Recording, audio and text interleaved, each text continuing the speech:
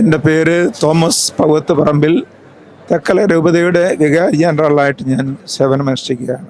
അച്ഛൻ തക്കല രൂപത എന്ന് ഇതറിഞ്ഞു വന്നതാണെന്ന് ഞാൻ മനസ്സിലാക്കുന്നു. ഈ സന്തോഷത്തിൽ അച്ഛൻ എന്താണ് പറയാനുള്ളത് ഈ ഒരു സഭയുടെ രാജകുമാരന് ഇങ്ങനൊരു സ്ഥാനലബ്ധി കിട്ടിയതിനെ പറ്റി?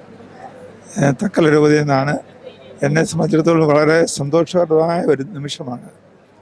ഈ പിതാവിൻ്റെ കരുതിനാളായത്തുള്ള ഉയർത്തുന്ന അത് ചങ്ങനാശ്ശേരി രൂപതയുടെ അംഗമായിരിക്കുന്ന എന്നെ സംബന്ധിച്ചിടത്തോളം അതൊരു അധികമായ സന്തോഷത്തിൻ്റെ അനുഭവമാണ്.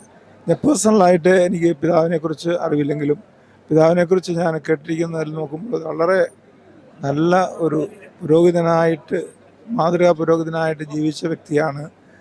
അദ്ദേഹത്തിൻ്റെ ആത്മീയ ജീവിതത്തിൻ്റെ ഉണർവും അദ്ദേഹത്തിൻ്റെ ജീവിതത്തിലെ പ്ലാനിങ്ങും എല്ലാമാണ് ഉയർന്ന പദവിയിലേക്ക് അദ്ദേഹത്തെ കൊണ്ടുവന്നിരിക്കുന്നത്.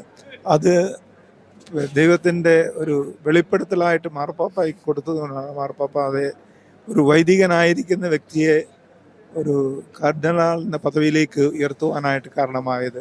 അതൊരു ദൈവത്തിൻ്റെ പദ്ധതിയാണ്.